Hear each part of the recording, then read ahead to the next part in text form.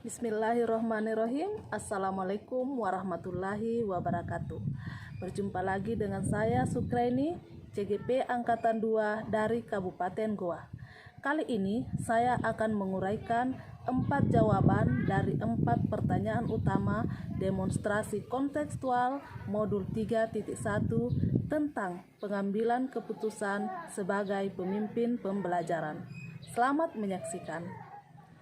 Pendidikan guru penggerak yang telah saya ikuti memberikan saya banyak pengetahuan dan ilmu baru yang sangat bermanfaat dalam pelaksanaan profesi saya sebagai seorang guru.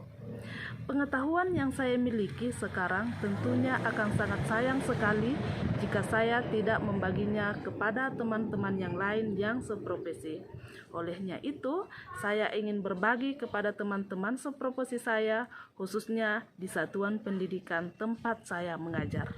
Sebenarnya telah ada beberapa kegiatan dari PGP yang telah disaksikan dan melibatkan langsung rekan-rekan guru di satuan pendidikan tempat saya mengajar. Seperti pada saat pembentukan komunitas praktisi yang telah kami lakukan secara bersama-sama dan kami beri nama Komunitas Praktisi Gau Mabaji yang merupakan akronim dari Gerakan Guru-Guru Mau Belajar dan Berbagi.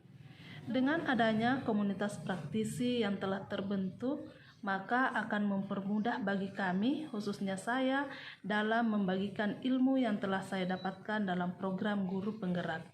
Kegiatan berbagi ilmu tersebut akan kami ikuti berdasarkan program yang telah kami susun pada komunitas praktisi dengan melakukan pertemuan 2 kali dalam sebulan atau minimal 1 kali dalam sebulan. Sementara itu, untuk penerapan pengetahuan dan ilmu yang telah saya dapatkan dalam program guru penggerak telah saya lakukan sekarang ini. Misalnya, telah membuat kesepakatan kelas untuk menumbuhkan budaya positif.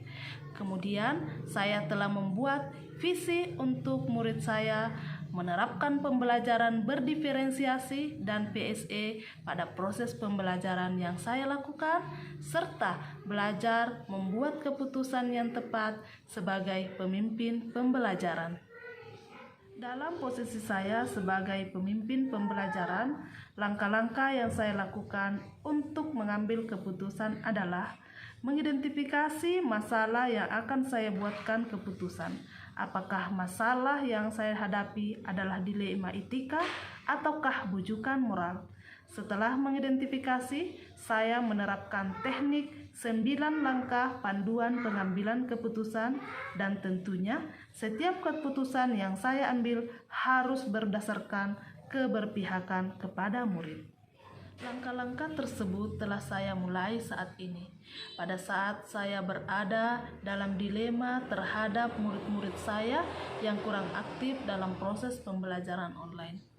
Namun, penilaian terhadap kegiatan pembelajaran mereka tetap harus berlangsung. Saya tentunya tidak ingin merugikan murid-murid saya yang telah aktif melakukan pembelajaran. Namun, di sisi lain, saya juga tidak tega terhadap peserta didik saya yang kurang aktif tersebut. Mungkin saja ada kendala atau masalah yang dihadapi yang menyebabkan dia tidak aktif dalam proses pembelajaran. Olehnya itu, dalam kondisi ini, saya harus membuat keputusan namun harus menganalisis terlebih dahulu. Salah satu pendekatan yang saya gunakan adalah dengan menggunakan 9 langkah pengambilan keputusan. Dalam pengambilan keputusan sebagai pemimpin pembelajaran, saya akan berkoordinasi dengan kepala sekolah sebagai penanggung jawab dan pengambil kebijakan tertinggi di satuan pendidikan. Selain itu, saya juga akan berkolaborasi dengan rekan-rekan sejawat yang ada di sekolah saya, yaitu di SDM Prestombolo, dengan meminta pandangan-pandangan dan ide-ide mereka mengenai dilema yang saya hadapi. Boleh jadi dari pandangan dan diskusi tersebut, saya mendapatkan ide-ide cemerlang dari rekan sejawat untuk mengatasi dan mengambil keputusan yang tepat terhadap dilema yang saya hadapi. Sebagai kesimpulan, seorang guru terkadang harus berdiri di atas posisi dilema. Keputusan yang akan kita ambil akan mempengaruhi masa depan dari murid-murid kita. Olehnya itu, marilah kita sebagai seorang guru menanamkan pada diri kita bahwa keputusan yang kita ambil adalah suatu keputusan yang berpihak kepada mereka, murid-murid kita. Demikian penjabaran demonstrasi kontekstual modul 3.1. Wassalamualaikum warahmatullahi wabarakatuh.